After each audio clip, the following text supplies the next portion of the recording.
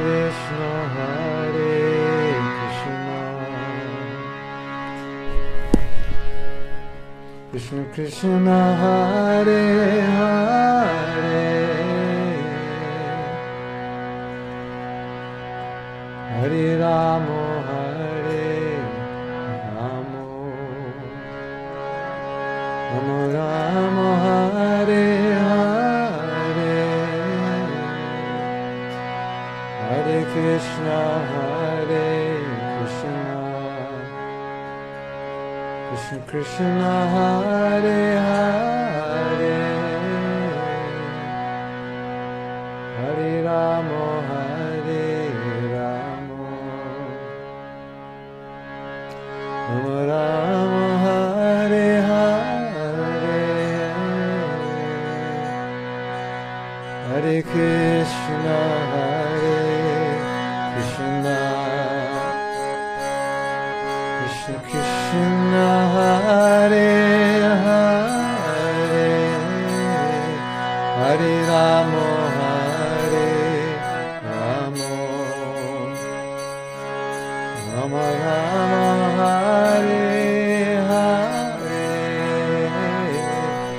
Hare Krishna, Hare Krishna, Krishna Krishna, Hare Hare, Hare Rama, Hare Rama, Rama Rama, Hare Hare,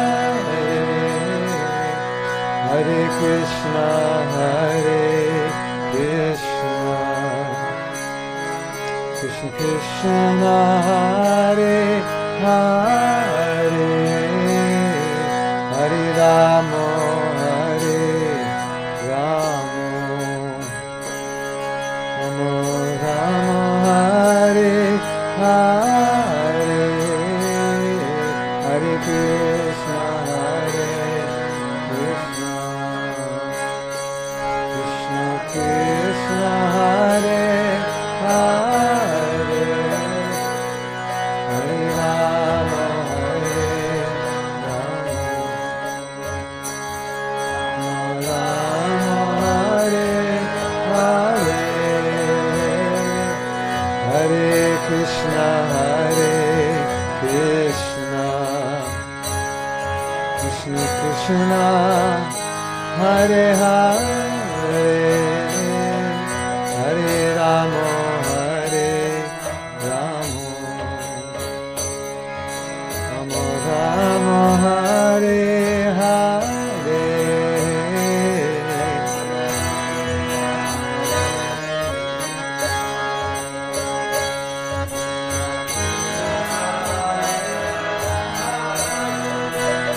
Hare Rama, Hare Rama,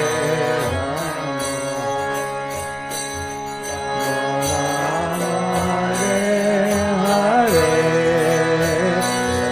Hare Krishna, Hare Krishna, Krishna Krishna, Hare Hare, Hare Rama, Hare Rama, Rama Rama, Hare Hare,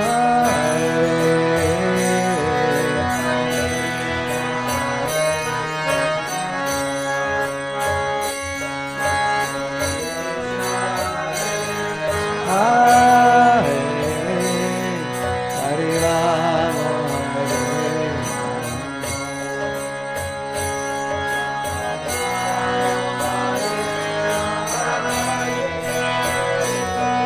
Hare Krishna, Hare Krishna, Krishna Krishna, Hare Hare, Hare Rama, Hare Rama, Rama Rama, Hare Hare,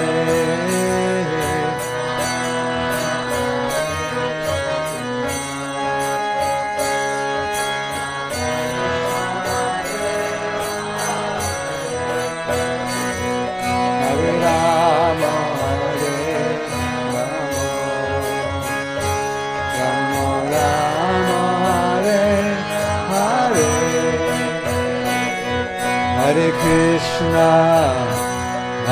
Krishna,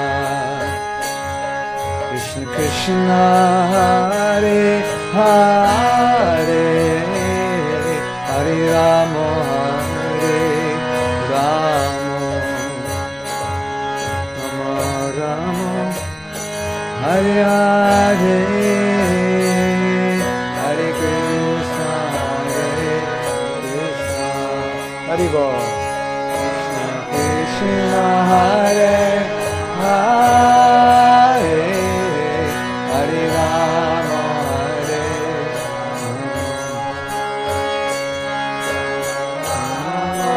Hare, Hare Krishna, Hare Krishna, Krishna Krishna, Hare Hare, Hare Rama, Hare Rama, Rama Rama, Hare Hare.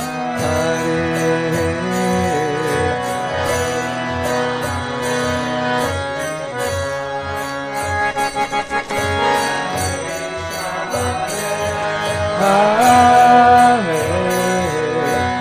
Rama,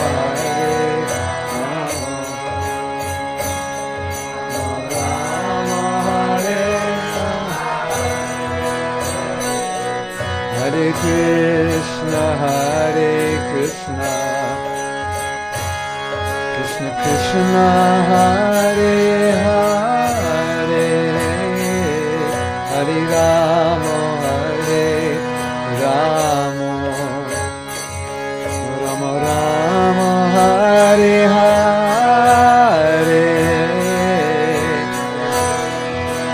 Hare Krishna.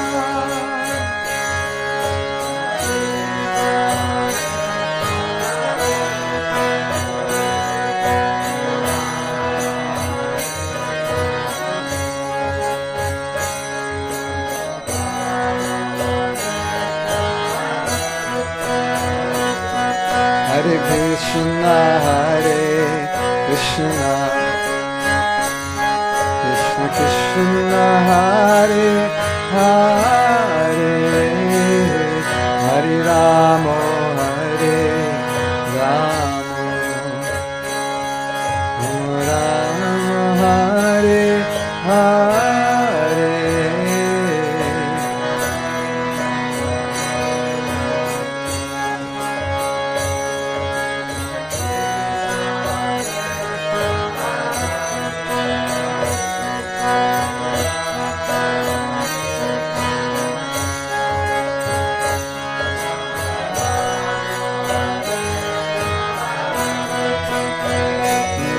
Hare Krishna, Hare Krishna, Krishna Krishna, Hare Hare, Hare Rama, Hare Rama, Rama Rama, Hare Hare.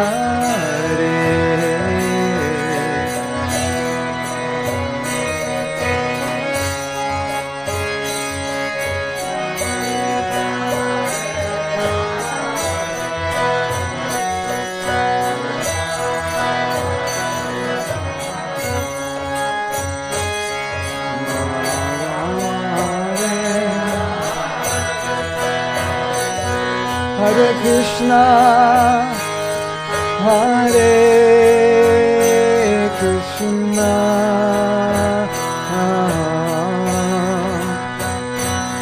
Krishna Krishna, Hare Hare,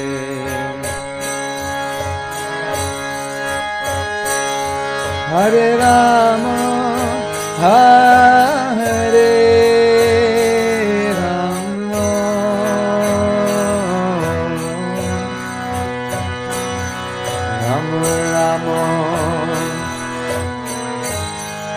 Hare Hare, Hare Bol. Hare Krishna, Hare Krishna,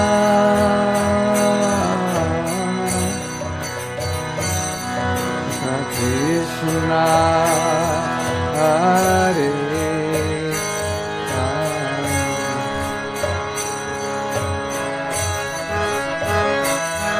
Hare Rama, Hare Rama,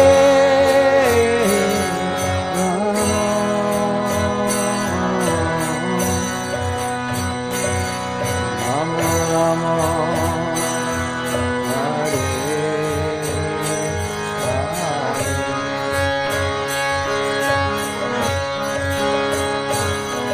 Hare, Hare Krishna, Hare Krishna, Krishna Krishna, Hare Hare,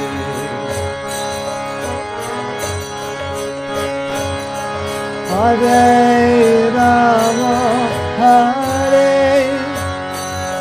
Rama,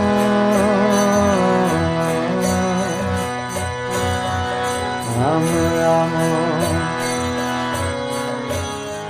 Hare Hare,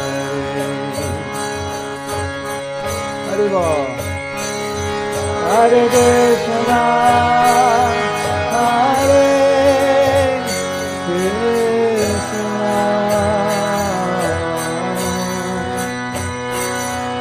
Krishna Krishna, Hare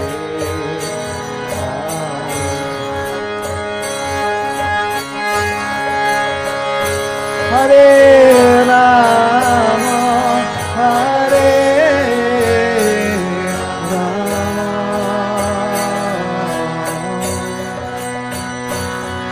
Rama Rama, Hare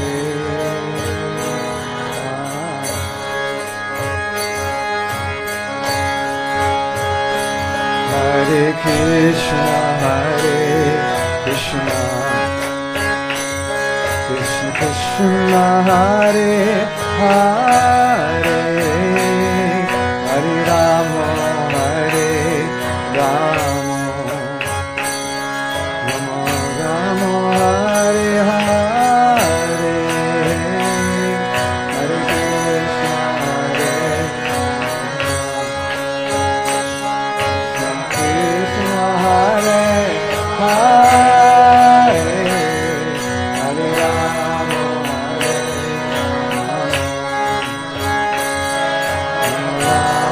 Hare Hare, Hare Krishna, Hare Krishna, Krishna Krishna, Hare Hare, Hare Rama, Hare Rama, Rama Rama, Hare Hare.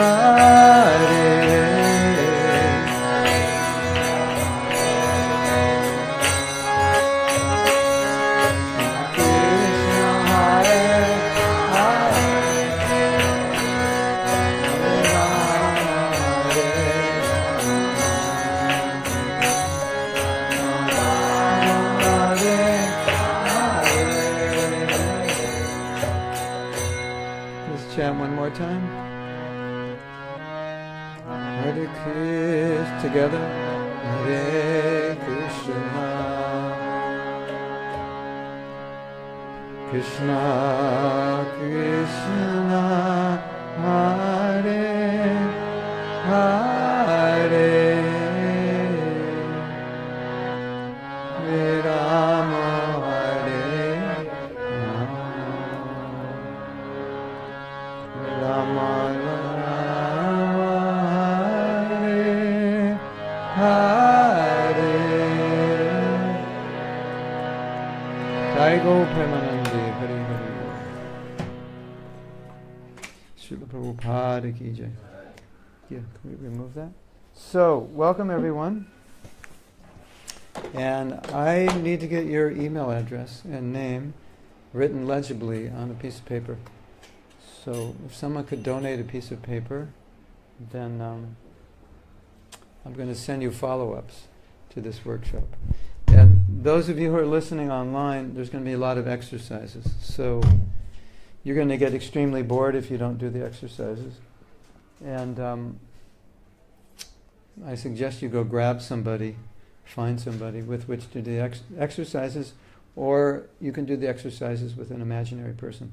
But you here will all need a partner in which you'll do your exercises. So, before we begin, to go further, please grab a partner. And it doesn't have to be the person sitting next to you. If the person sitting next to you already has a partner, you're going to have to stand up and find one. And of course, if there's one oddball that doesn't have a partner, certainly more people will come late, because this is ISKCON, and we know for sure some will come late. That's part of the ISKCON profile. So just find your partners, and the way the workshop works is we will do it with partners. It doesn't have to be, can be your wife, it doesn't have to be. It can be a friend, it can be an enemy, it doesn't really matter. But I think Emily wants you. She's looking at you. Oh, you have. So you have. So my daughter is here. Why don't you and my daughter? Why don't you come over and sit next to her? You have to sit next to your partner. And the first thing you say to your partner is, as we do in the Wild West, "Hello, partner."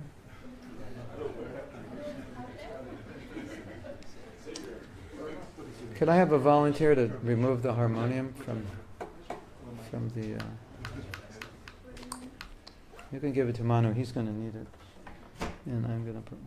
So, what I like to do when we start a workshop about something which we practice... I think you need this also, to stabilize the harmonium.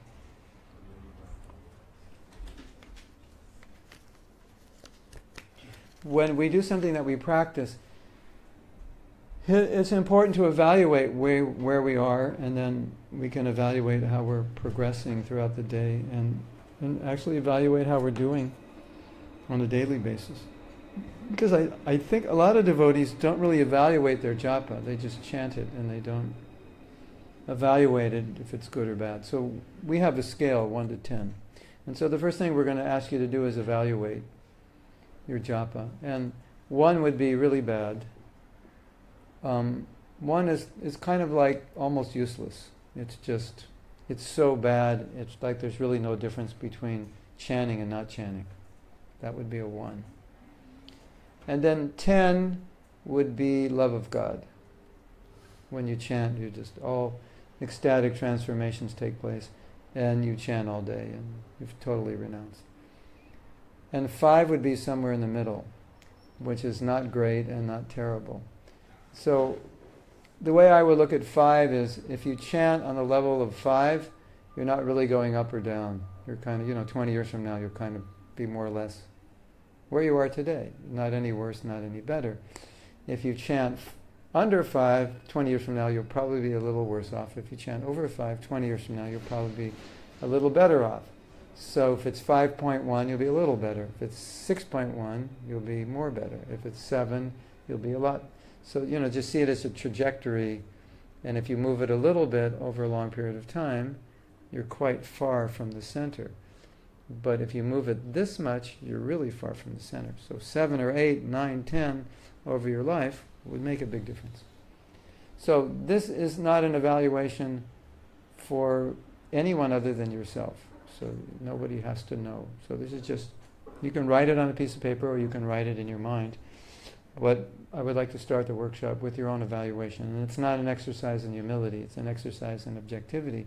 If you have love of Godhead and your chanting is at a 10 and you chant 128 rounds, don't be humble and say, my score is -10. No, you just objectify, say my score is 10. And if my chanting is not so good, then you're probably going to have a 3 or 4. If it's pretty good, you'll probably have a 6 or 7. It's just for you. So don't be artificially humble and say, actually I'm -108. because that's not going to help you. We just want to get an objective idea of where you think your chanting has been, let's say, in the last year. Just for you. And what this will also do is it will help you monitor your japa in the future, so that when you're chanting, occasionally you could think, on what level am I chanting? Am I doing better than I did last year? Or am I doing worse? Is that okay?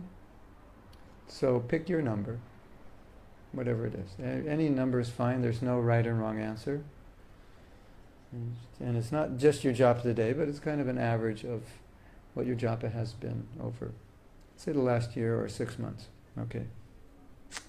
Now, I would like you to share with your partner why that number. So, if it's a good number, you're going to share why it's good. Well, I get up early and I read about the holy name before I chant, and I sit in front of my altar and whatever. I listen to classes on japa, I read books on japa. It's really important to me. That would be all the whys. If it's bad, you're going to have your whys. I get up late, I don't concentrate, I'm lazy, I don't like to chant. So it's kind of an analysis of why have I made it a good number, or why have I allowed it to be average or less than average. So the why is important, because when we're trying to improve japa, it's just not about japa, but it's about you. And you affect your japa. So in other words, I can show you how to chant good japa, but it doesn't mean you will, right? Because you have to apply yourself. So this is a little exercise in self-reflection. Like why my japa is. Now, where it's at. And you might say, well, am I analyzing by number of rounds or quality of rounds? You can analyze it any way you want. This is totally for your own benefit. So, we have two partners and you're going to share with one another. So, one person will talk, the other will listen. And then the other person will talk and the other will listen. And the partner that listens will just listen. And if the partner that's talking would like the partner that's listening to share, you can say, you can share with me what you think about me. And then if you feel like sharing, you can. But if they don't ask you, don't say anything. Yeah, I don't get up early. That's because you go to bed late. And if you didn't eat at night, no, that's not your position as the partner.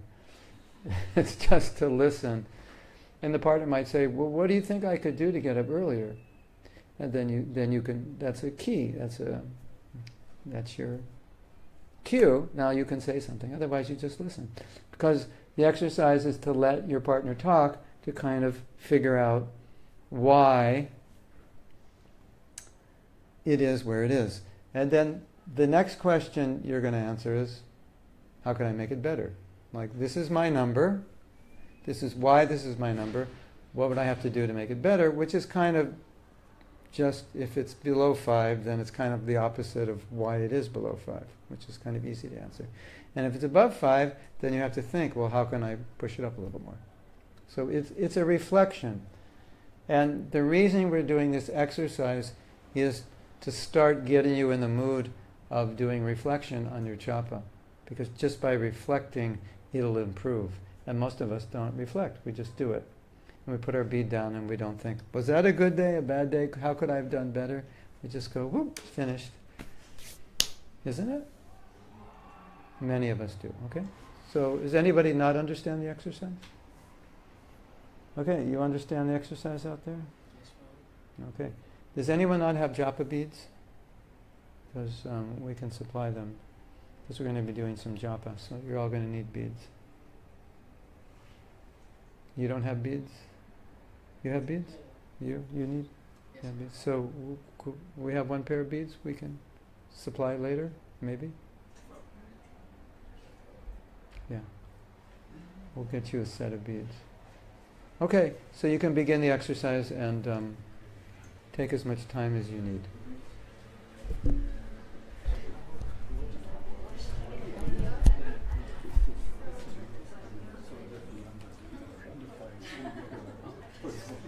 Oh, thank you.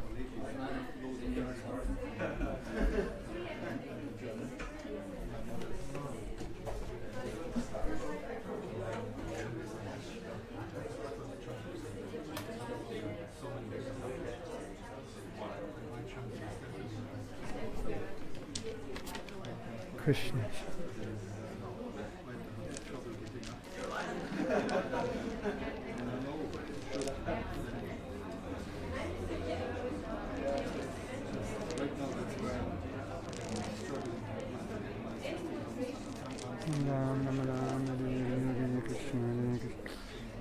Krishna Krishna Krishna Hare Hare Hare Rama Hare Krishna Hare Krishna Krishna Krishna Hare Hare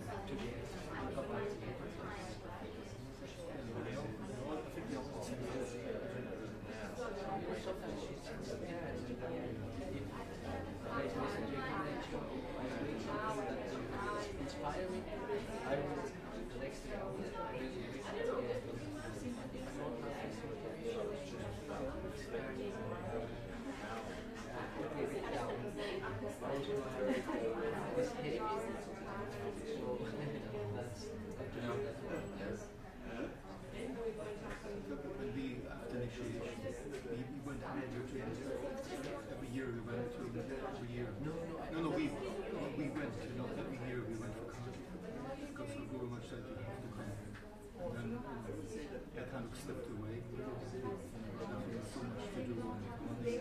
But you need association.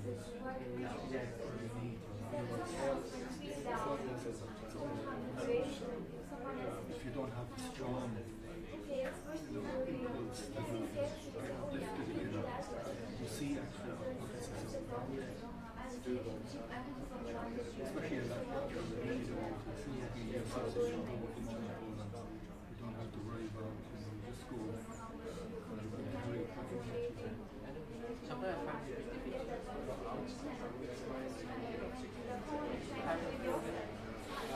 chanting, you can't get distracted. Even though you complete the things that are kind of like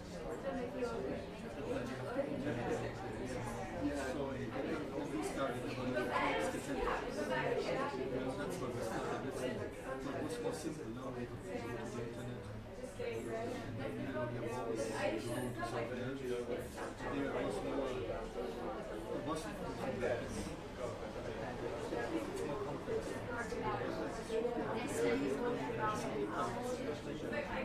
When my little laptop doesn't have a thing like that.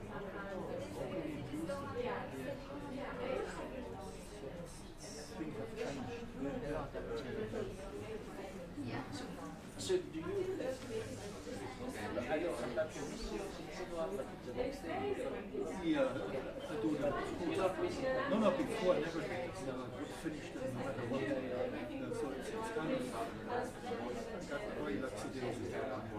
And when you chant, your mind More thinking about stuff all the time.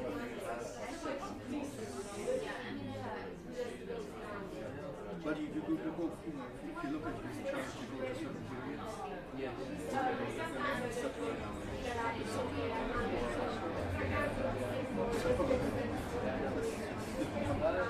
Is it like when you're Krishna? Shani? Yes. Are you like but once you are like in Krishna, it's like it doesn't really affect what's that? If you really have to follow it, it's not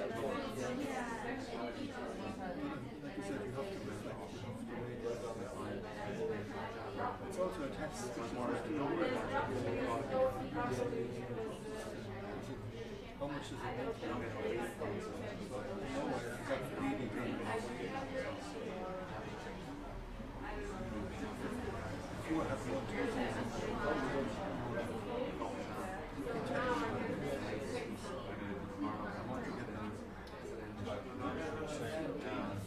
That's true. Sometimes it's difficult. No, but you need something like this now that you actually come from. You take time to reflect. Because I'm German. Yeah, keep you busy. Keep you busy.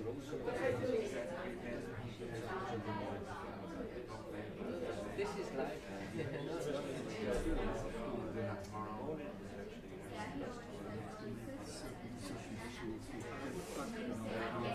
Yes.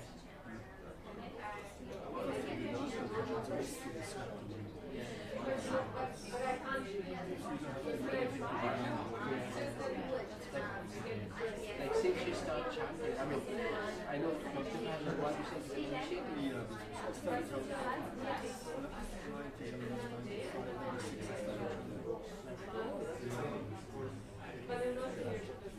A chanting, it's making very positive effect. I know some people who are not in spiritual life, and I like to say that maybe if you do the chant, maybe the chant is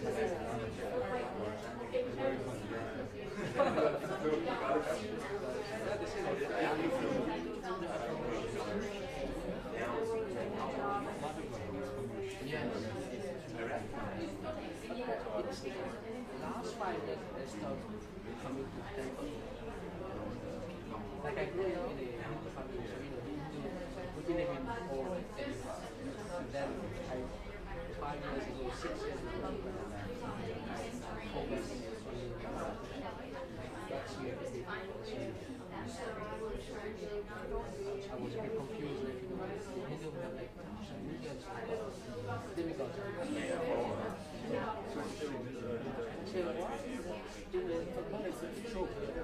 So many different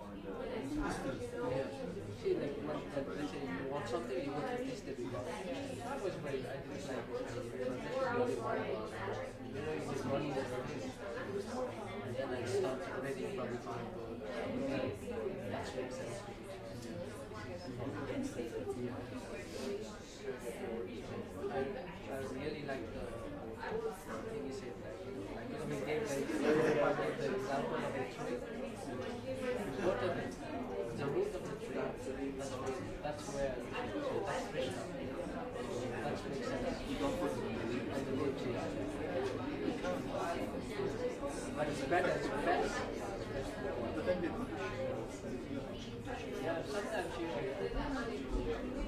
find so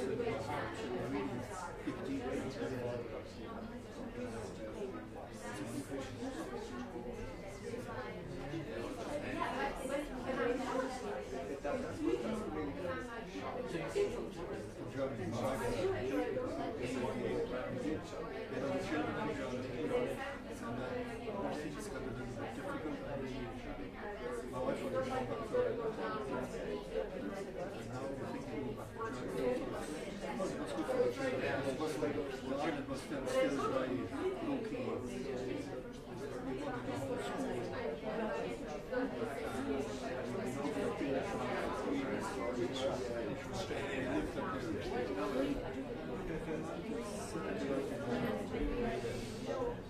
But it was just too intense.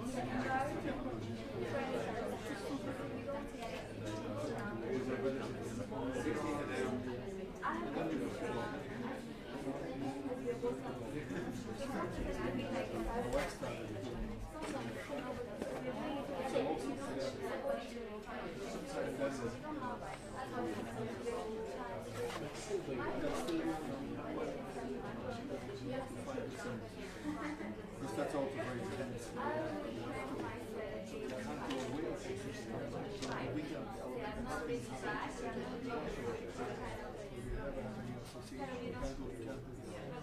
As long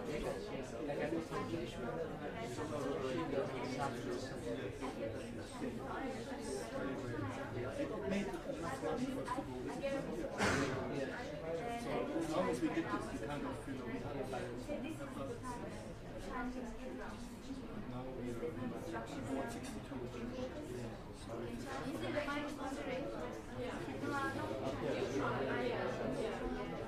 Krishna will Hopefully make some arrangements. of course you will that's no doubt.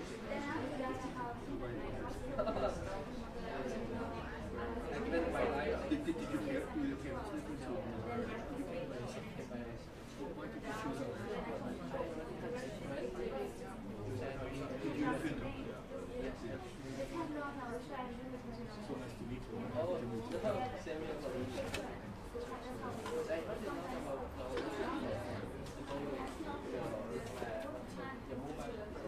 You have a trade. Even others in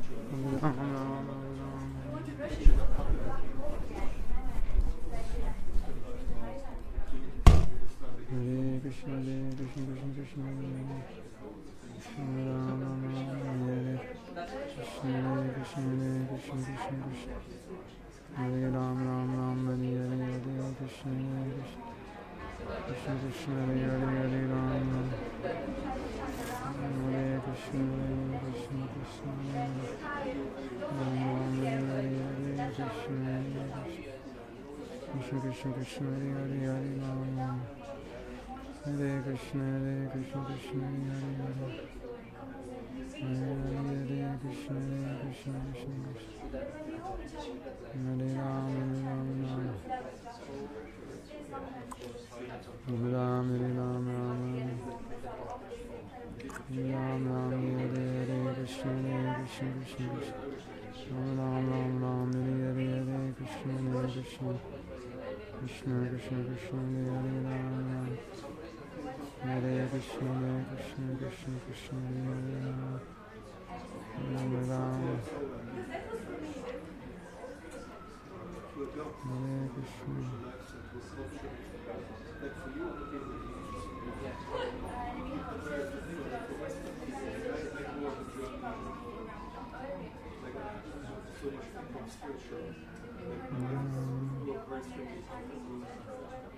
So she has that background. Anything happens, she will work it out. She has some anchor there, but many people don't. So then when we go, it's over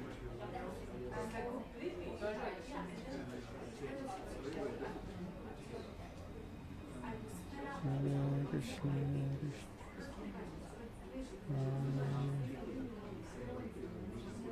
Ram Ram, Ram Ram.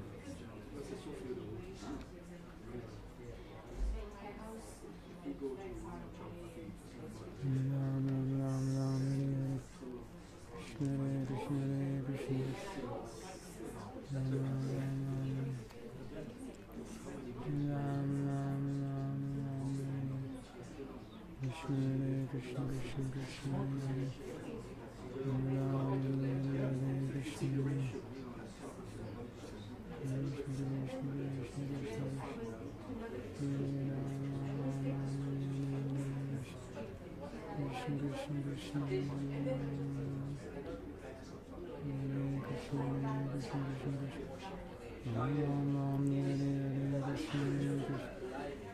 Krishna Krishna Krishna, Hare Krishna, Hare Krishna, Krishna Krishna, Hare Ram. Ask him if he has a iPhone 5 cable.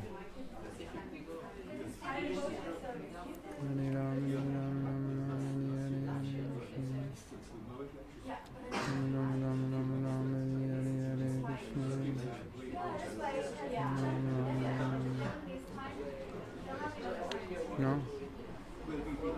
Hare Krishna, Hare Krishna, Krishna Krishna, Hare Ram, Ram Ram, Ram, Hare Hare, Hare Krishna, Hare Krishna, Krishna Krishna, Hare Hare, Hare Ram, Ram Ram, Hare Krishna, Hare Krishna, Krishna Krishna, Hare Hare, Hare Ram, Hare Krishna, Krishna Krishna, Hare Hare. Ram Ram Ram Ram, Hare Hare, Hare Krishna. Hare Krishna, Krishna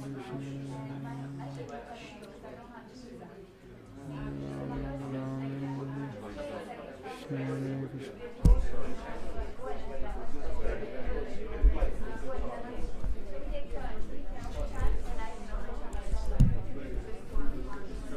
Could you raise your hand if you need more time? We'll give you more time if you need. Okay, so you finish the exercise and just, okay, all right. So, what we would like to ask you now is, any of you who would like to share your realizations as to why your japa is good or why it's not good and what you can do to make it better. And then we can discuss these things because it will be helpful. Even if you have problems, it's helpful to discuss because then we can discuss how to improve. So don't feel bad if you have to share something which isn't good, because that's also good. It's actually, and many times it's better than sharing something good. Because most of us, whatever problem you have, most of us have, and then we can address it. So, sharing is an important part of this workshop. So I would like to encourage you to share whatever you would like to share for the benefit of all. So, anyone like to share? Is that legal in Ireland? To share how you feel? Share your realizations. Why don't we start with the why? Okay, let's start with those whose japa was 5 or under and the why. Why was it 5 or under? Someone like to share? Yeah, okay. We have a brave Croatian soldier. I think I don't have the motivation, Mm-hmm. and what is happening with my japa, I always go like in some kind of extremes, or I do, because it's not like I don't know what don't know what I have to do to make it better. I Yes, do know, you know. I've heard a lot of lectures and I went to retreats and everything, so I do know what I need. And then sometimes for some period of time, I'm just going to repeat, just in case. I'm not sure that they hear. She's saying she knows what to do. Knowledge is not the problem. yeah, so sometimes I just do everything, and it's like very high, Mhm. everything, and then it just happens. It's not even like it's decreasing. It just happens one day. I lose everything, and I just can't. Catch it back? Yeah, I can't. It's not like I don't want to even do anything that I was doing to make my Oh, japa better. okay. I don't. It's just okay. I can't read. I can't listen. I just okay. I take my japa and I chant my 16 rounds, but it's just like zero. Duty. Okay, it's my duty. I made this Okay. vow, and that's it. And is there a pattern as to why that happens? Like something that precedes it? Or is it you just feel it's a fluctuation of the modes of nature? I can't say that I've noticed something Okay. particular, but it kind of goes like this. So what you have noticed is when it goes down, you kind of feel like you can't do anything. Yeah, Yeah. Or you don't want to do anything. yeah. Yeah. And when it goes up, are you doing something to make it up? Or is it kind of like it just kind of, you're in the right mood somehow? No, it's like my decision, because Oh, it's okay. some kind of, okay, this is just useless. I'm wasting 2 hours a day Yes. of my life, and I'm not doing anything, so I have to change it. Mhm. So it's completely like So, in yeah, my okay. mind, I have to change this, Yeah. and then I just do it. Okay, I'm going to change everything now. I'm going to be the best chanter ever. Yeah, right. And it just goes on for. So it sounds like what you're saying is that when it goes down, you lose the inspiration to make the decision to bring it back up. Or, previous to it going down, that morning you didn't make such a strong decision. Yeah, Maybe and both. I don't understand why, because it just happens. Yeah. Like I'm listening to the lectures Yeah. and I'm reading. Yes. It's not like Yeah. I'm not doing it. It's just I'm reading. Yeah. And it just in one day it happens. Yes. In one day All of a sudden. it's Yeah. just gone. I think it's a really good point, because I'm sure everyone can relate to this.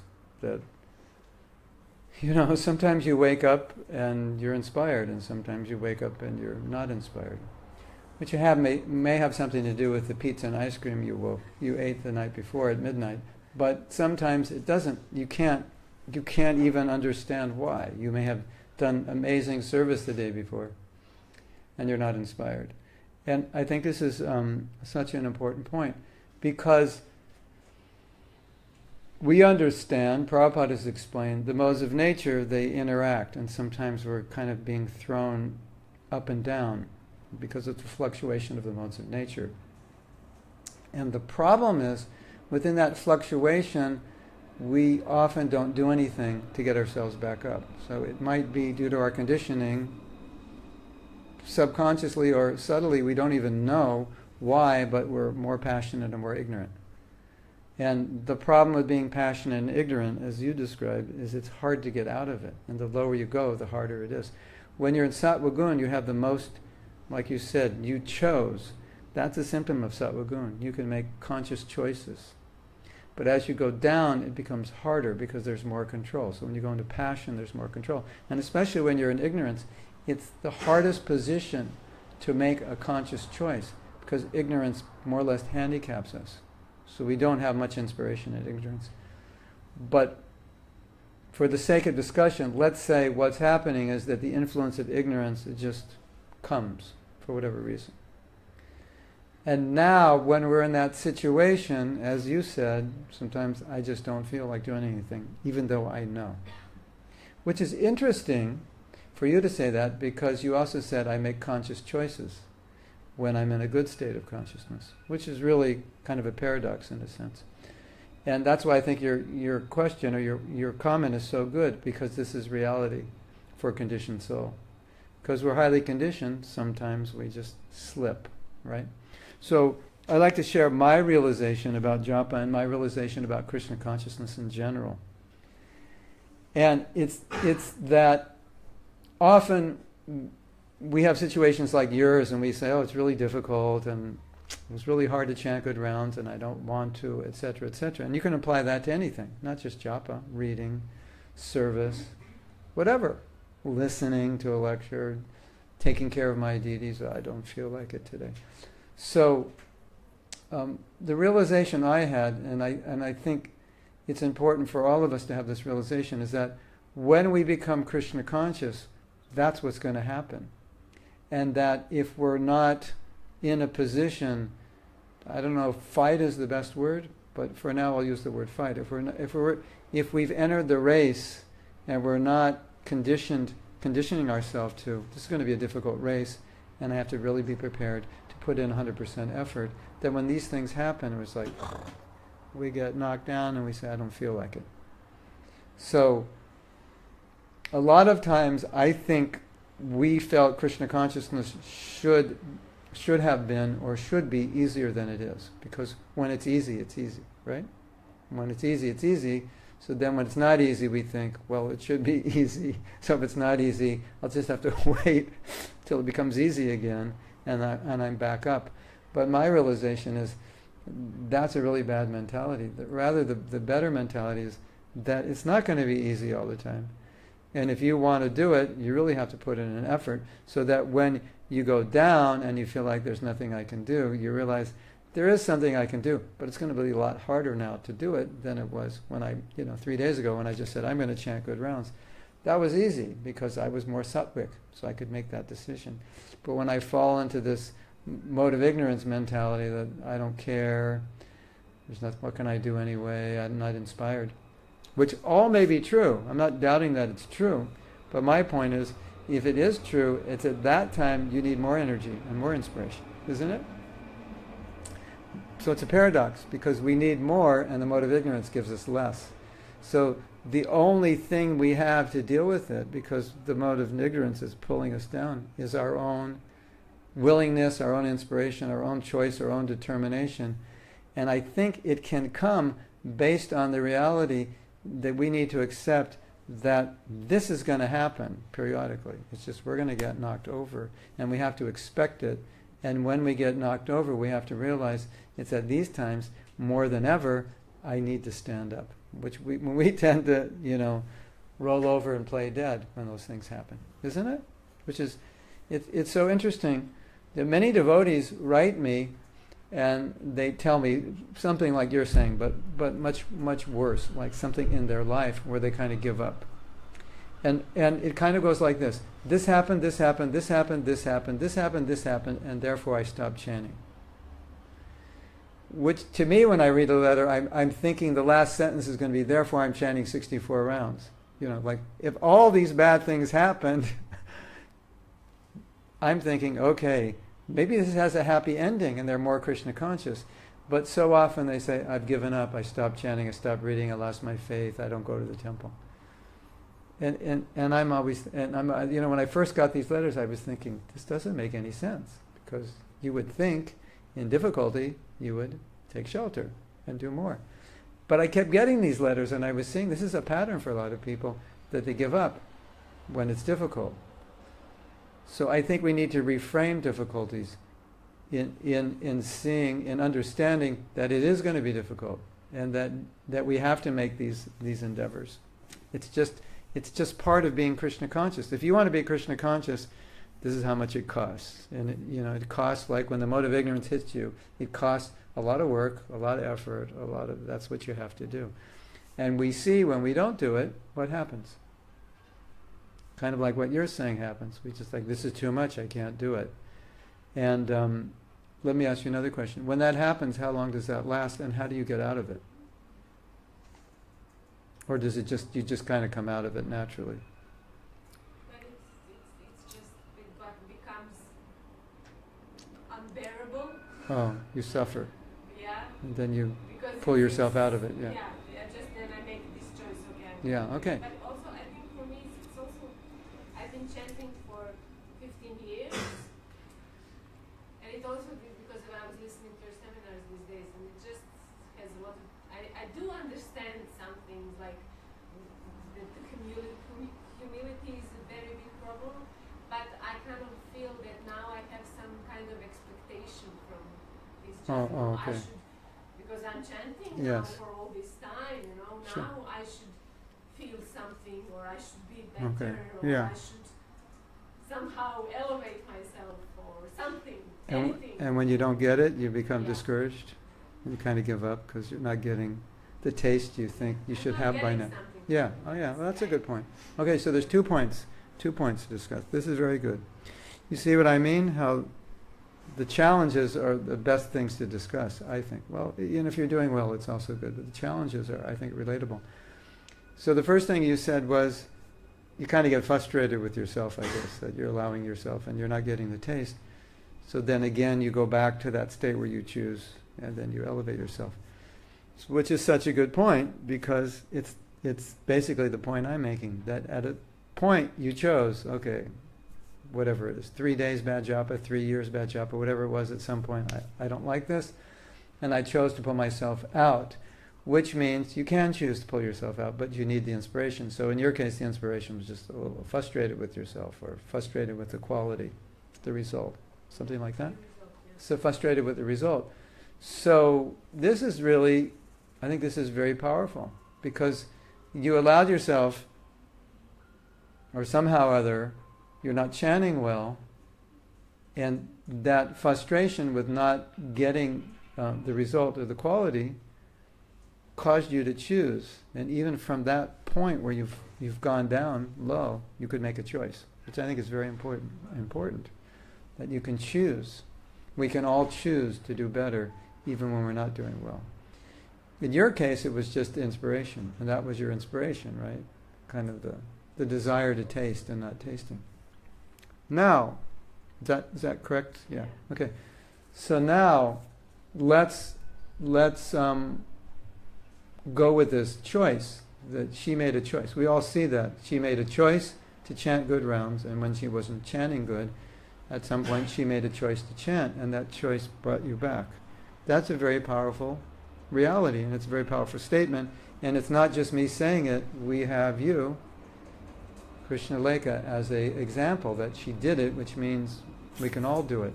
So it seems that the critical point here is, what do we have to do in order to make that choice? You got inspired. And I want to offer that even without hitting a wall and going through what you have gone through, you could make that choice even without that happening. By just, this is what I try to do, is establishing for myself a standard that I want to chant at least on a certain level, whatever it is. Let's say 5 is my rock bottom standard. If I go under 5, alarms go off in my head. Mahatma, you are not chanting well. This is unacceptable. And because of that, it kind of forces me to pick myself up, no matter what was the cause or what was the situation. Sometimes I'm not in an environment which is good for chanting, but still, I kind of create that. Here's the threshold. When it hits that threshold below 5, it kicks in. And so that was something self-created, right? And in your situation, I could see that you could speed the process rather than hitting bottom and being frustrated that you're not tasting. You could immediately think, if I continue like this, I'm not going to taste, and then make the choice without having to get frustrated. Long before you get frustrated, you can anticipate the frustrations. If I keep going like this, I'm just going to be miserable, and then make the switch. So it's just, does that make sense? Yes, I'm not sure I should say this. No, say it, because we'll discuss it. I also get frustrated when, like, I do everything I have to do, because I feel like I'm not getting what I should. Okay.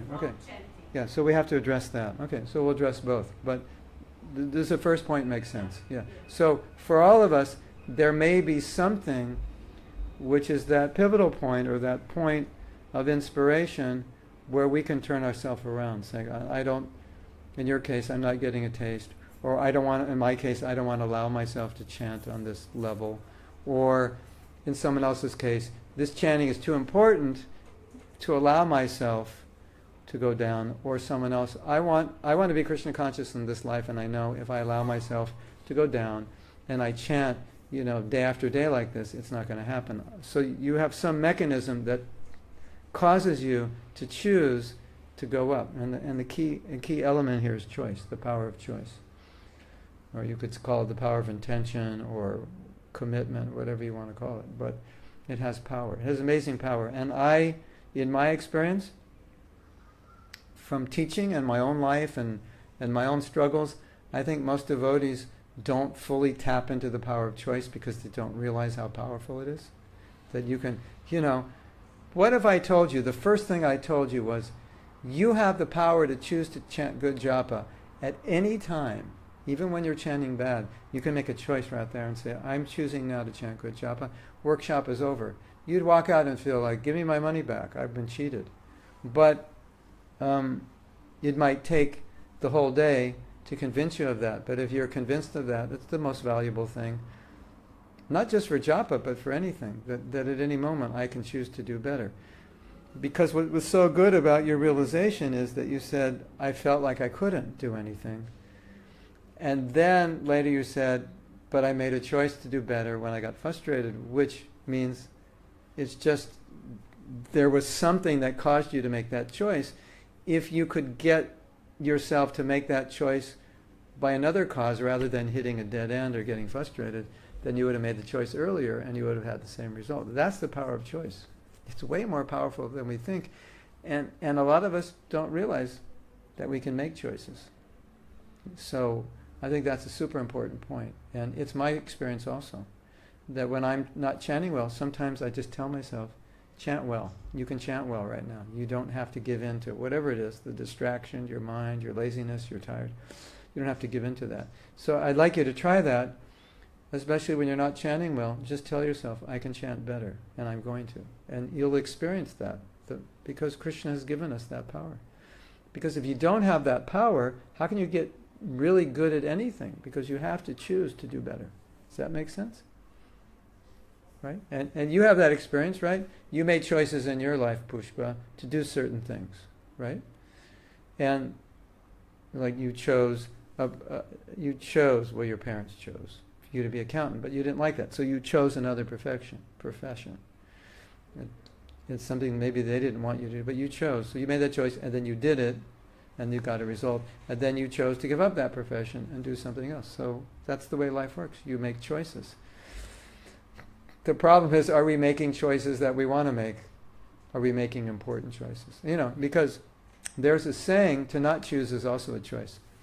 Because in your situation, we could also say, when you weren't chanting well, you were choosing not to chant well.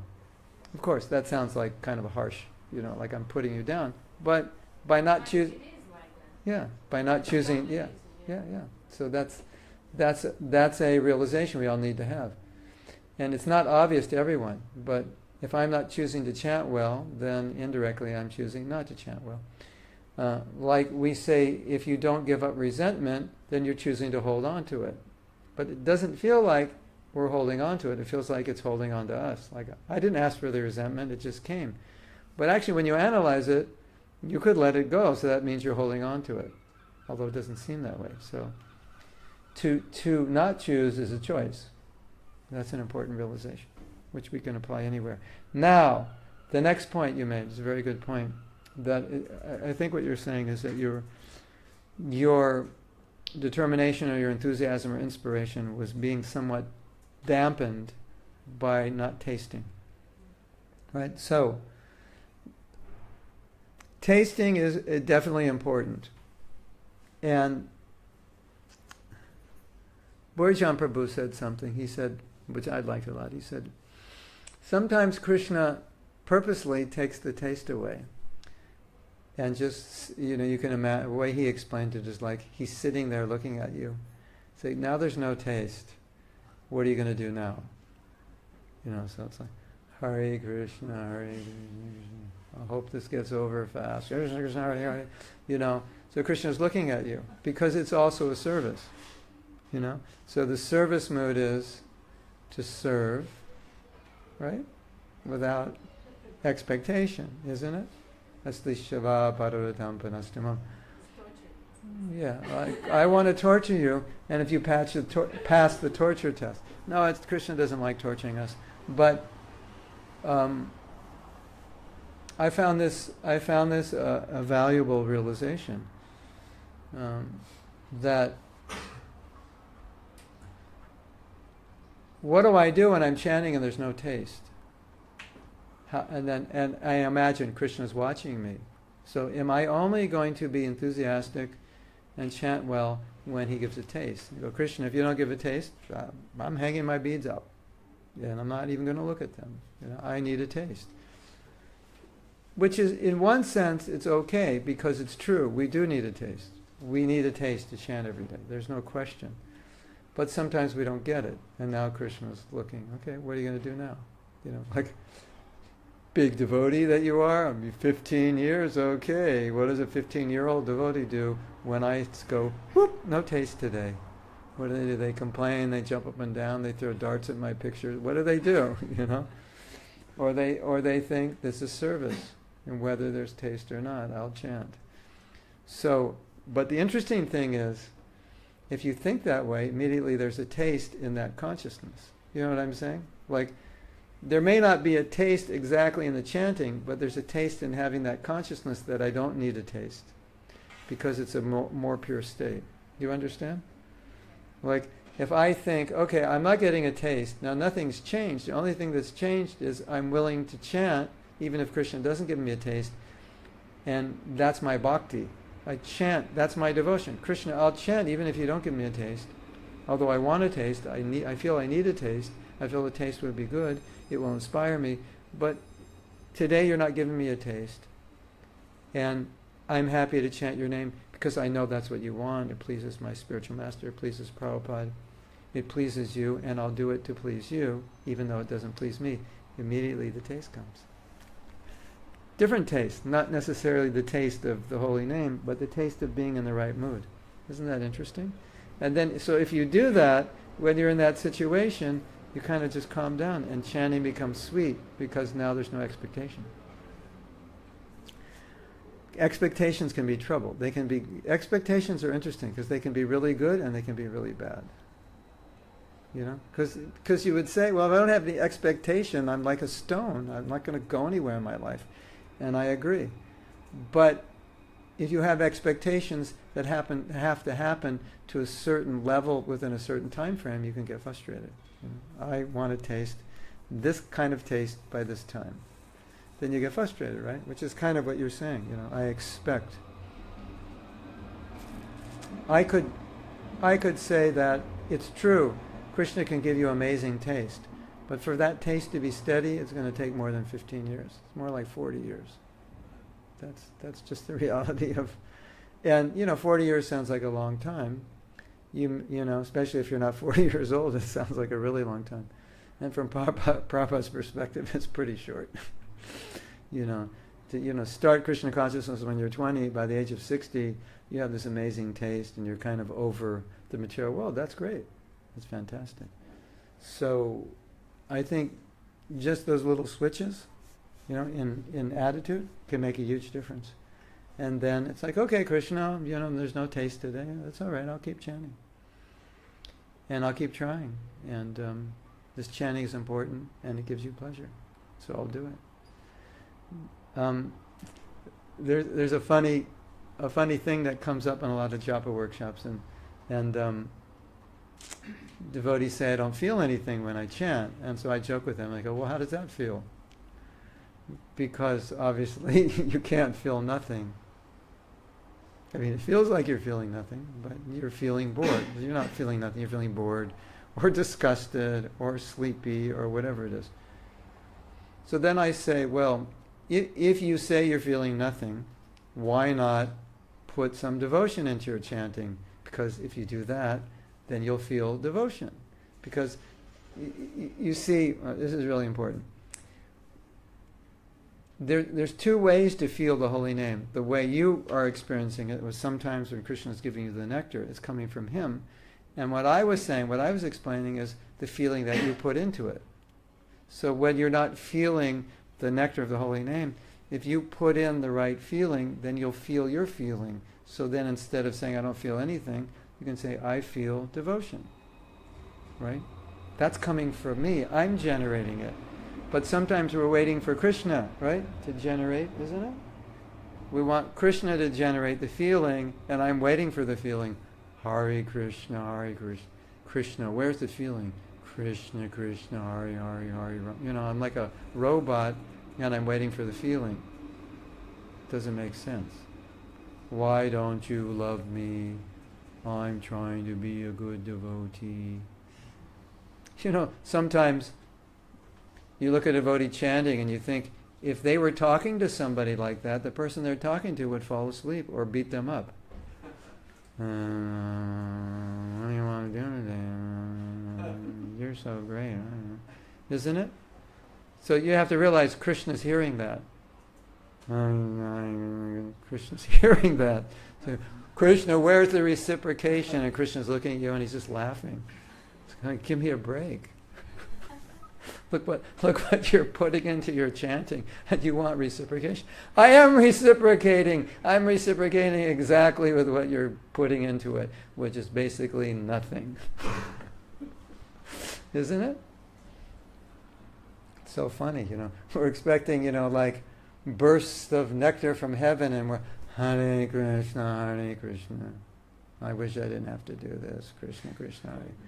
Where's the nectar? I'm waiting for the nectar. Hare Rama, Hare Rama. I hate this. Hare Rama. Isn't it? And it's Krishna as a person. And it's almost like we're saying, Krishna, to hang out with you for 2 hours is really miserable. I really don't like it. Can you give me some nectar so I like it? And Krishna's thinking, what are you talking about? So, if you're not feeling it, it's so easy to feel it because you can put in your own feeling. So, okay, I'm not feeling how. What are you feeling, Prabhu? What are you feeling, Mataji? I'm not feeling anything. Okay. Would you like to feel something? Yeah, I'd like to feel something. Well, why don't you put some feeling into your chanting, and then you'll feel something. And if you put some feeling and bhakti into your chanting, there's a really good chance Krishna might not be so bored listening to you chant and give you some nectar. Does that make sense? Yeah. So it's such a, you don't have to wait for the nectar. You just put it in yourself. You put in the feeling, and then all of a sudden you feel good because Hare Krishna, Krishna Krishna, Hare Hare, Hare Ram, Ram Ram, Hare. It's kind of obvious, isn't it? But Prabhupada said that the truth is so simple you miss it. So this is like one thing I think we miss. It's so simple and we miss it. I'm bored, I don't like to chant. Well, put some bhakti in it. You'll feel the bhakti that you put in. Isn't it? We were talking about resentment. You feel your own resentment, so you feel your own bhakti, right? Isn't it? Yes? So this is a really good point. So many good points came up from this. I'm glad you shared this. It's really good. So is that okay? Yeah. So who else would like to share? Yes. I kind of found that the number 16 is a very important number. Yes. I have to get that done, and I have to squeeze it in between everything else during Yes. the day. Yes. I'm kind of beginning at whatever time I get up, and I'm saying my last round literally before I go to sleep at night, Mm-hmm. and then I'm going to bed, and then it's only 16. And that's, You're saying 16 is a challenge. It's not easy if you're not like determined. Is that what you're saying? yeah, kind of like I have to get the 16 done. Yeah. You have to be in that mood. Yeah. I have to. Committed. Uh, If you're not, what you're saying, if you're not committed, it's hard to. Not that it's hard to do, but you know, it's more important that I get the 16 done rather than them being good round. Oh, okay. I will defeat that entirely, philosophy, because that's at the But that's at the heart of one of the biggest problems we face. But it's good that you try to get your 16 done. I'm not denying that, but there's a fundamental problem in that. my focus is more on The 16. the 16 rather Yeah. than actually, Yeah. you know, putting the motion. Yeah, yeah, yeah. and stuff like that. Yeah. I was thinking about this yesterday. I've been thinking about it for actually the last 5 years, because all I do is think. I don't do anything but think. Well, sometimes I come to Ireland and walk up mountains. Other than that, I just think. So, right, Braja? Is that what I do all the time? I just think. And sometimes I talk about what I think. So,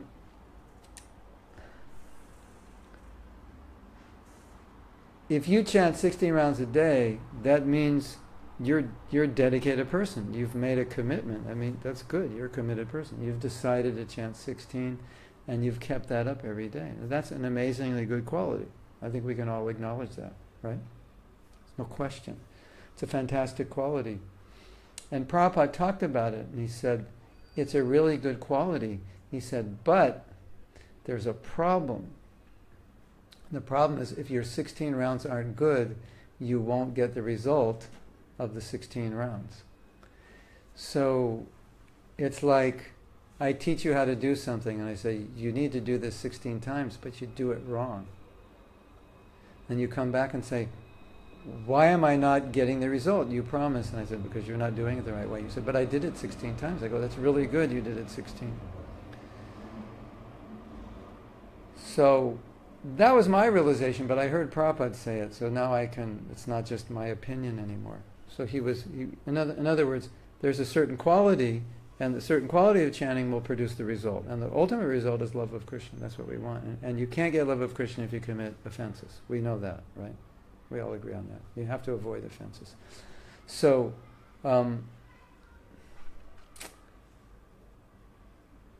Bhaktivinoda Thakur said something. It was like we were talking about in class the other night. I think I was mentioning some people chant Hare Krishna to become Krishna. Was I mentioning that? What was that? Oh no, they chant Hare Krishna for money. They're not chanting Hare Krishna, but they're actually thinking about money, or worse. I think worse. The devotee's chanting, doing kirtan, and he's really good, and he's thinking, about Krishna, but he's also thinking about all the women that like his kirtan. So it's not pure. But the name is pure, but the person who's chanting the name is not pure. So then you might think, well, how can something pure be contaminated? And then we have the shloka that milk touched by a serpent becomes poisonous. And so Prabhupada used that to explain somebody can speak something like Bhagavatam or chant what's pure, but their heart is impure, and they contaminate it, which is kind of interesting, because you think, well, the holy name's pure. So the point that's being made is the holy name's pure, but it has to align with the pure intention, and then it has its effect. But a pure holy name with the impure intention doesn't have the same effect. Now, Bhaktisiddhanta took it a step further. And this is something that we haven't heard Prabhupada say directly. But this is a quote from Bhaktisiddhanta. And he said that Krishna is not present in his name, but he's present when there's the proper mood. So it's like, whoa, but I heard Krishna is non-different from his name. That seems to be a contradiction of Shastra and a contradiction with what Prabhupada said. And I think we can understand it from the viewpoint of, is Krishna present in the deity? And the answer, of course, is yes. Is Krishna present in the deity for everyone? And the answer, of course, is no. You're seeing Krishna. Someone off the street is seeing Krishna. Is Krishna present in the deity? For you, yes. Is he present in the deity for them? No. They don't see it. So it's not just because he's present, we did the installation, the Guru called Krishna, he descended, we're worshipping the deity, doesn't mean he's present for a person who can't see him. So he's explaining the holy name that way. The holy name is the sound incarnation of Krishna. Just like this is the deities here come in wood or stone or brass or marble, whatever. And resin, maybe, we're using resin these days, or other materials. So you say, this is Archa Vigraha, it's Krishna incarnated in a material substance. Sound is a more subtle substance, but it's material, right? Sound isn't marble, you can't see sound, but sound is a material element. Earth, water, fire, ether, air, right? Earth, water, fire, ether, air. Sound travels in the air. Earth, water, fire, air, ether. It's the subtle form of air is sound. So, the holy name is called Namarupa, or Nam Avatar. It's the incarnation of Krishna in sound. It's a sound murti. So he's saying Krishna is not present in the murti unless you're devotional. What is present in the holy name of that kirtan group who's chanting to win first prize and get money? Is Krishna Bhakti present in the holy name? Does the holy name mean, Krishna, please engage me in your service? To them, it means, oh holy name, please let me win the contest so I'll win 1,000 rupees. That's what it means. And that's their meditation. So even though the holy name means, please engage me in your service, Bhaktisiddhanta is saying, the holy name doesn't descend unless you have that mentality. Isn't that interesting? Those are the exact words. The holy name descends when there's the attitude of service. So if you chant 16 rounds just to get them done and don't have the proper attitude, you don't get the full benefit. So that's important, because Prabhupada once made a joke. He was finishing his japa, and his servant was in the room, and he made a joke, which was kind of a sarcastic invitation of us, of a conditioned soul. So he made a joke, and he said, he put his beads down. He said, now I finished my rounds. You know that story? Put his beads down. Now I finished my rounds. He said, now I can do any damn thing I want. It was kind of like, okay, I did 16, so, well, anything goes, I'm good, I chanted 16. So he was making fun of that mentality. He said, it's not like that. And I would say we could add to that. I mean, I think we all feel that way sometimes, don't we? Look, I finished my round, so it's like, hang them in the closet. The days ahead, I'm good to go, you know. Whatever happens, I'm okay because I chanted 16 rounds. So Prabhupada's making fun of that mentality. But I think we could also say that if you chanted good rounds, you wouldn't have that mentality. So it's kind of an indication of a bad mentality, that I didn't chant well. Because if you did, when you hit 16, you would start thinking, maybe I should chant some more. Or today's going to be a really great Krishna conscious day. That's how you would think. Instead of, oh, I could do any damn thing I want now, finish my rounds. And I think it was, I think Prabhupada hit the nail on the head when he made that joke, because it's so true. It's like, you know, like ISIS, they think if I'm a Muslim and whose mission is to establish Sharia law, basically I can do anything. And Hare Krishnas think if I chant 16 rounds, basically I can do anything. Of course, we're not going to kill, but you know, it's the same mentality, fortunately contained in a more sattvic environment, or maybe rajasic, but not so sinful. But it's the same mentality. I don't have to do this or that because I chant my rounds, or I don't. This person's complaining about you that you were nice to them. It doesn't matter. You know, I chant 16 rounds. Why do I have to be nice? It's their problem. I'm a good devotee. You know, so it's kind of a rationale to compromise other principles for some of us. I've also seen for some devotees it's a rationale to basically be in Maya all day. Because everybody knows, you remember from the beliefs workshop?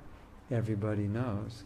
Everybody knows when you're working a corporate job, you can't be Krishna conscious. So since everybody knows you can't be Krishna conscious, why try? Because you can't.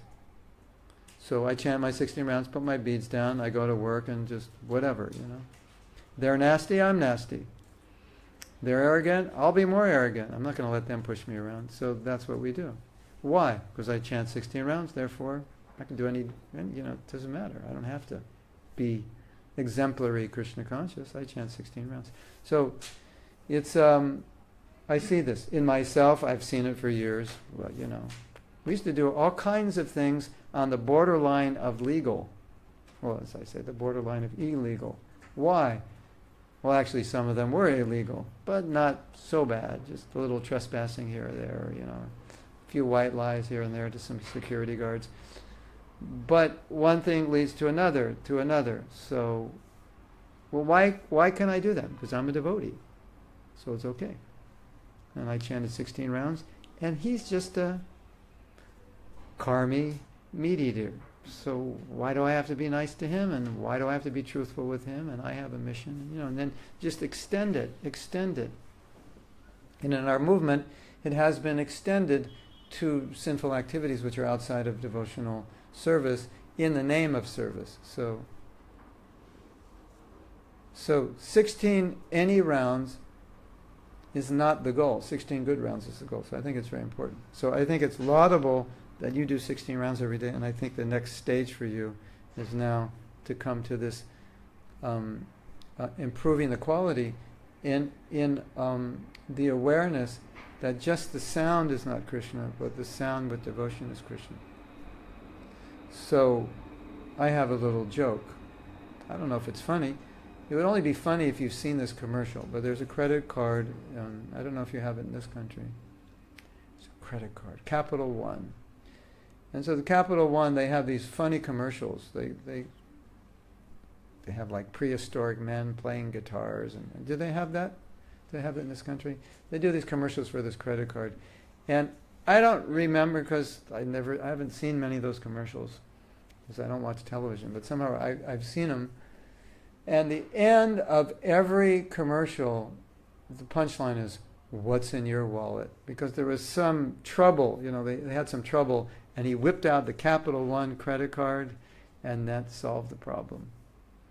So it's like, what's in your wallet? Because you have this, you're good. You know, anywhere in the world, you're good to go. You buy this, you have trouble with the police, just show them the Capital One card. They'll let, you know, it's kind of like that, you know. You know, you're about to get arrested, you know, you're trespassing into a communist country, and you pull out your Capital One card, and they're like, "Oh, go!" You know, it was like comedy like that. And so it ended, what's in your wallet? So then I was thinking of that, and we realize that when we're chanting, we're thinking of so many things, right? Isn't it? Like, what do I have to do today, and how much I don't like my boss, and how much I don't like chanting, and I wish it would all be over, and so many, well, I'm going to cook for the deities later, and what I have to do at the office. We're thinking so many things, right? So at that moment during your japa, instead of what's in your wallet, I said, what's in your mantra? And then you'd say, my mantra was my shopping list. There were bananas, blueberries, raspberries, yogurt, muesli, because that's what I'm going to have for breakfast later.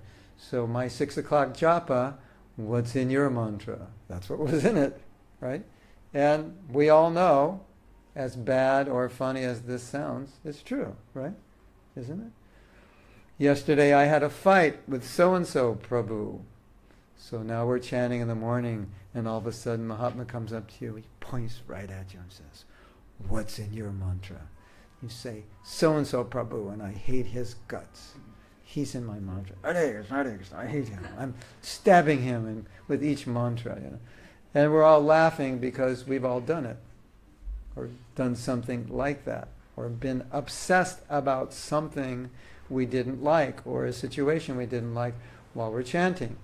So the answer to what's in your mantra is not, oh Krishna, please engage me in your service, necessarily, although that's what the mantra means, but the answer to what's in your mantra is, where is your heart right now? You agree? That's what Bhaktisiddhanta is saying. He said it's not just a generic mantra, but it's where your heart is. That defines it. So Srila Bhaktivinoda Thakur, who is his father, said,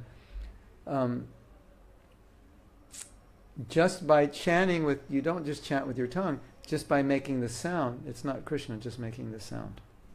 And one of Bhaktisiddhanta's disciples said, it's like a blank bullet. You could say Krishna, but if you're not in the right consciousness, it's like, it just sounded like a bullet, but there was no bullet. So you're firing blank bullets, or you're firing blank mantras. Have you ever chanted 16 rounds? At the end of the 16 rounds, you felt like you were in total Maya? Anyone have that experience? Or partial Maya? Or some kind of Maya? Yeah. It's probably because you were firing blank mantras at Maya. So Maya's coming and you're schnick, ramming, and she's just annihilating you because your mantras, you imagine a movie, right? And there's the Shuddha Bhaktas with the Maha Mantra weapon, and Maya comes, Hare Krishna, pure Maha Mantra, and then Maya is dissipated. And then the others, the Aparadis, and Maya's coming, and they're shooting their Aparad names at her, and Maya's just attacking them. And they're, why aren't we dissipating her? It's because you don't have the pure name. So if you ever feel that way, that even after chanting, Maya's still there, that means there's some aparad. And when aparad, it basically means that Krishna's less present. The more the aparad, the less he's present. The more pure, the more he's present. And so therefore, we have the opposite experience. Have you ever had an experience where your rounds are so good, you feel like, Maya, come, I'm ready for you. I can take anything. Test me, I'm ready. Hare Krishna, I got it. Isn't it? You ever felt like that? Just like, we're not so stupid that we would ask Maya to come and test us. But sometimes we feel that way, like nothing's going to bother me. I just feel empowered by the holy name. That's the result of chanting, with less offense or no offense, or chanting more purely, isn't it? You feel the difference. This is not just my idea. It's not a philosophical concept. It's our everyday practical experience. You feel different when you chant better rounds. You feel closer, you feel empowered. So, many of us feel that if we chant 16 rounds, then we're okay. But I think that's more of a material concept. Like if you have a job and you have to be there for 16 hours, so, if I did my 16 hours, I get my pay.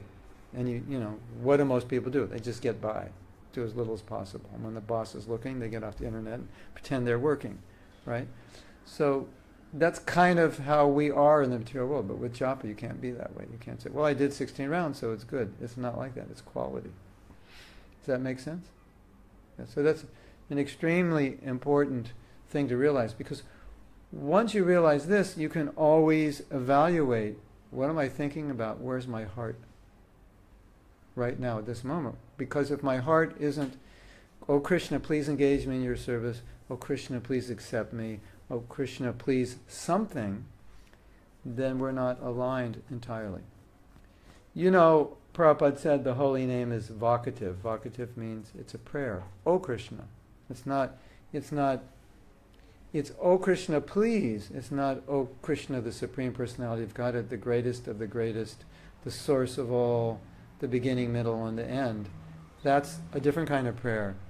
In vocative, it's not a glorification prayer as much as it's a prayer of please something. So what's the please something you're asking for? Oh Krishna, please help me finish my 16 rounds. No, that's not what we're asking for.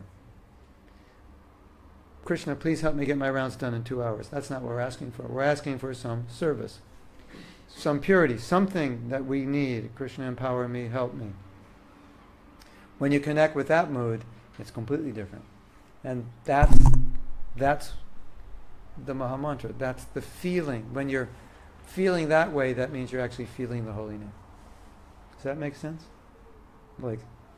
Like I said the other night, that oftentimes with new people, I'll do kirtan and I say, I'm not going to tell you what it means. And I just want you to feel, if this vibration could talk, what would it say? What would it be telling you? Through your feeling, how does it make you feel? And what information is that feeling getting to you? And if you do a nice kirtan and you facilitate it in a way that people get really absorbed, you'd be amazed at what they say. First time chanting, and they connect very deeply with the holy name because they're connecting with what it is. And it's very powerful. And sometimes we chant and we're disconnected from what it is. Right? Now, I think it's notable and important to not make anybody feel bad that we don't chant well. It's pretty natural that we don't chant well, because our minds are all over the place, and we've been in the material world for quite a long time. So when you begin chanting, it's not like normal for people just to, okay, here's your beats. They go, okay, great. Hare Krishna, Hare Krishna. 2 hours later, you tap them on the shoulder, and you have to bring them out of trance. That's not normal. Although in China, it's a little bit like that because they're Buddhists, and when you ask them to chant, they go into their Buddhist meditation because they have that background. But for most people, it's not like that. I did a meditation workshop in China, and I said chant, and they all did that. They all just Hare Krishna and closed their eyes, and because they're used to that. But for most Westerners, if you teach them how to chant japa, 3-4 minutes is about as much as you'll get before they're just like, their energy level just goes down. So that's normal. That's what's to be expected. So what I'm talking about is just what's to be expected. But my point is the same point I made with you. It's like knowing that that's what it's going to be like, we realize, okay, I'm going to have to put energy into this. Because if I don't, it's just going to dissipate and I'll be distracted. And that's our experience, isn't it? Another observation I had along these lines is that in most temples, after Mangalarti, you will notice energy is quite high during japa. And you'll notice within an hour, most people are out of the temple. They can't even stay an hour and chant, and the energy level goes down. Have you noticed that? Anybody noticed that? Yeah. In your own life or in the life of others. What you will notice with more advanced devotees, the energy levels actually go up the longer they chant. They don't go down. But the younger devotees, it tends to go down. I can't say all younger devotees it's true, and I can't say for all older devotees it's true. But generally, I notice the energy in the temple starts to dissipate. People leave, they start talking. Whereas like 5:15, everyone's chanting, nobody's talking. By 6, there's more conversations. People are, kind of distracted. Yeah. So it's a reality. And understanding that reality means we have to prepare ourselves when we chant, I was in I was in Taiwan and we walked up a stairway, and the stairway took us to the top of the mountain. It was quite a long stairway. It was 1.2 kilometers, and it was like an hour. I've never walked up a stairway for an hour. So it's like, this devotee said, let's climb up the mountain. I thought, well, you climb up a mountain like this, kind of. And then I go and I see there's a stairway. And I go, okay, mental adjustment. This is going to be a little difficult, more difficult. Then it's my nature. I hate to be defeated. So I make the mental adjustment. I go, okay, there's no way I'm not going to do this. We're just going to do it. So we did it. And I was like, yeah, I did it, So japa is something like that sometimes. It's a long stairway. And if you don't make the mental adjustment after, so many steps on the stairway, you say, this is really hard, I'm really tired, can we sit down? I don't know if I want to do this.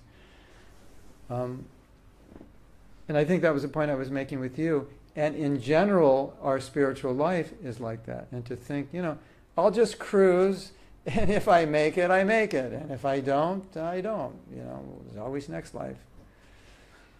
That's not the attitude. It's like, yeah, there's always next life, and there's a lot of lives after. If that's your attitude, you've been cruising for many lives. There's no doubt about it. So, Utsaha Nishtaya Dharya, that verse is telling us you have to have a lot of determination, enthusiasm, if you're going to do it. And so I think that's important for us when we're dealing with japa and when it gets difficult. And it will be difficult if you want to come to a higher standard, but be prepared for that, because it'll pay off. And the other thing, which I think is so obvious, we do it every day. So you're going to do those 2 hours, good, medium, or bad, and you'll do them every day. So if you're going to spend 2 hours, it's probably a good idea to do it well, don't you think? Because it's not that you're not going to spend those 2 hours. And I think probably some of you, when the question why was asked, why I don't do it well, probably said, I'm lazy, or I just don't care. And it's true. We are lazy, and spiritually we don't care that much. And to do well in Krishna consciousness, we can't be lazy and we have to care.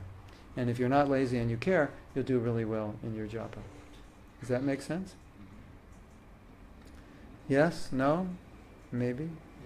Makes sense, yeah. So these are realizations I've had over the years, of dealing with Maya. Like when I think, okay, I'm out of Maya, sit back, relax, enjoy the flight. Then Maya goes, ha ha ha, I fooled you. And then she comes, boom. So Prabhupada taught us, don't ever think that way. Always be endeavoring. Now there will be a stage that we come to where you don't have to endeavor, because you'll have taste, and the taste will pull you. But until you have that taste pulling you constantly all the time, you have to push. So there's pulling and there's pushing. And the more you get pulled, the less you have to push. And the less you get pulled, the more you have to push. So taste, mercy is the pulling, but it's not always there. When you're on the stage of ruchi, it's always there. It just pulls you. You're totally motivated by your attraction. You don't have to push from the back. You're just attracted. There's a preparation called kofta. You probably had kofta and tomato sauce. It's our imitation meatball, right? If you know how to make kofta and you know how to make it well, I don't care how much you make, there'll never be leftovers. Sunday feast, there'll never be any leftovers if you make kofta right. Because it's pulling, right? It's pulling. People are pulled by the taste. If you make good sweet rice with blueberries, there'll never be any left over. If you make malpura, which are like little donut holes soaked in flavored yogurt, fruit yogurt, there'll never be any left over if you make it right. It doesn't matter how much you make. This is my experience. Prabhu, the last Sunday feast, we made 8 buckets of malpura and there was none left over. Okay, we'll make 12. You make 12? Prabhu, we made 12, there's none left over. Okay, we'll make 16. You make 16. Prabhu, we made 16, there's none left over. It's so good, people just overeat. So, when you're on the stage of taste, that's what it's like. You don't need to push anymore. Would you like, can I interest you in eating malpura? Could I encourage you? No, Prabhu, just pour the bucket on my plate. I love them. It's like that. So that's something to look forward to. But to get to that, you have to have this very focused, intentional attitude that I have to push myself, because it's not going to be easy. You know anything about spaceships? When they take off, they have 2 engines, and then they let go of 1 engine. Is that correct? Have any rocket scientists here? Yes? That's because the force of gravity in the Earth, for a few hundred miles, there's this huge force of gravity, so it needs 2 engines. But once they get out of that gravitational field, it's very easy. So Ruchi's like that. And before we get to Ruchi, we're in this gravitational field of conditioning from many lifetimes, and it's pulling us down. So you have to be very forceful. We need 2 engines. But then when we get up there, it's very easy. That could take you 40 years, so don't give up before the 40-year mark. Because it's worth hanging on for 40 years, because once you get it, it's definitely worth it. Yeah, you can confirm. You said you were right. I hope I'm still around after 40. For you, another 25. So you'll write me and say, you were right. Took my 40th year, my 40th anniversary of being a devotee. Everything was good. Yeah, but that's the payoff that you'll have taste. Right? So why don't we take a break? I want to take breaks every hour and a half. So we can take a break. It's 11:45. You can take a break till 12, and you can use the bathroom. You can do some vitamin D therapy if there's any sun left. Grab it while you can. And then there's the bathroom, there's the air, there's sun, there's water, and there's Gayatri for Brahmins. And if anyone has any personal questions about their japa, then they can ask me. I will stay here. And all of you out there, we're going to put you on hold till we return at 12. Is that okay? Because then we'll have smaller segments of the japa workshop. All right.